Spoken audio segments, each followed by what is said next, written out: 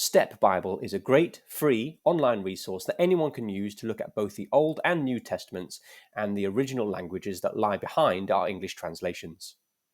There is absolutely masses of information within it, but even just a basic understanding of how the site works and some of the tools at your disposal could really help you if you are wanting to dig into something for your own study or would like to chase up something that you heard in a sermon.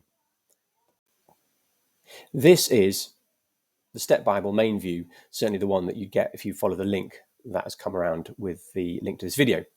What we have here is the text of Genesis 1, and it's showing in the ESV, the English Standard Version translation.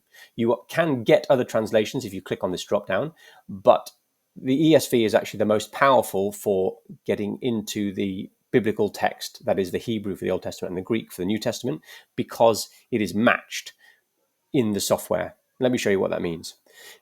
In this text down, all this text down here, you would see that if you bought an ESV paper Bible. But what it wouldn't have is some words in blue and some words in black, whereas that's what you've got here. For example, more obviously, you have these words according to their own are in black, but then kinds is in blue. Any word that is in black doesn't have necessarily a direct link in the Hebrew text for Genesis 1. Now, we can talk about why that is, and feel free to ask questions, but I won't go into that for now. Just to say that's what the black text means. The blue text has been keyed in directly to a word in Hebrew, and so you can see kinds. If I hover my mouse over kinds, there are a few other words appear. A few other words also appear bolded with this, highlighted with this blue. And at the top, you can see the word kind has appeared, and then in brackets it says min, and then something, if you've never seen this before, that looks at alien writing. That alien writing is Hebrew. Hebrew is written right to left, so that sound is on the right-hand side, and then the n sound is at the left-hand side, if that makes sense. But even if it doesn't, don't worry about it. If you wanted to say this Hebrew word, that phonetic spelling in English, min or mean, you could go with that. The English translation of mean is kind. I'm going to show you then how this works in a couple of interesting ways. If I go up to this word made in verse 7, God made the expanse. If I hover over made, you can see now at the top, to make, asa.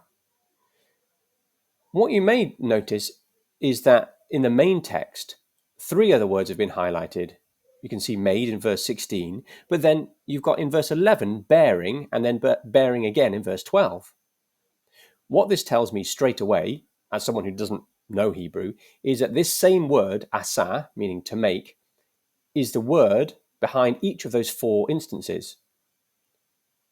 Now, the significance of that, we could have some questions about, but at a very basic level, we can see that in the language, God made the expanse and the trees made the fruit, made or make the fruit in the same way. So there's a mirroring. As God makes the expanse, the trees make the fruit. How significant that is, that's a question of interpretation. But you'd see if you were reading it in the ESV, you wouldn't know that. I've not actually checked what this is in the NIV, but probably similar. It doesn't show exactly that the word in verse 7 and the word in verse 11 are closer than you might realize. So that's one thing. Let me just show you one other thing now. If I go down here, you can, actually, before I do that, if you click this drop down, this where it says Gen 1:1, I can then select any book in the Old or New Testament, and then any chapter beyond that, or I can type it in here. But I'm not going to do that. I'm just going to leave it on Genesis 1, and I'm going to navigate more simply using this arrow down here. And you can see as I hover over it, says display the next chapter. And this button would normally take you to a previous chapter, but I'm in Genesis 1, and so that wouldn't go anywhere. But now I'm going to click display the next chapter, and now we're in Genesis 2. Let me show you one thing that I referenced in the first sermon in the series on men and women. I talked about woman being a helper, and the better word, because of the limitations of the English word helper or the connotations of it, the better word we could use is the Hebrew word. And so hover over verse 18, you can see at the top appears Ezer. Now, if I click on helper here, or Ezer, it now brings me more detailed analysis on the right-hand side. Here is the Hebrew, Ezer. Here it is written out in English to help you see how it might sound. Then the basic translation of that helper. One thing that I find really useful, and I do this a lot for my own sermon prep generally, is then I look at this bit. It tells me this word Ezer occurs about 21 times.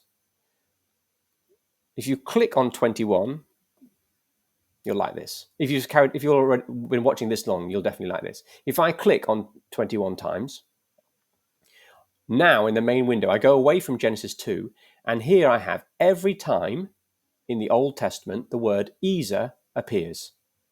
So I can very simply see all the 21 instances. I can also then see in each of these verses how it is used. Genesis 2, it's in twice. Then the next one is Exodus 18. The God of my father was my Ezer. Have it in Deuteronomy 33. There is none like God, O Jeshurun, who rises to the heavens to your Ezer, to your help. God is our help. And this is what I used, in fact, to count up how many times God is described as Ezer.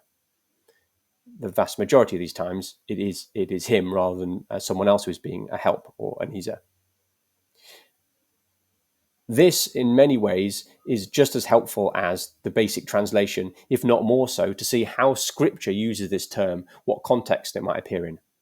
I would recommend, if you then really want to dig deeper in it, is look up these verses in context. So if I wanted to see Psalm 146, I can click on it, and then it shows me in a middle window now that verse in there, blessed is he whose help is the God of Jacob, and then the whole psalm in context. That's it. Hope you found this introduction useful. Dive in, have a play. You can't break it. And if all else fails and you end up down a rabbit hole, just go back to the main screen, start from the beginning. And we'd love to know what you think if you do use it. What do you find useful? What questions do you have? Happy to do more videos if people watch this and would like to find out further stuff. But for now, thank you for watching.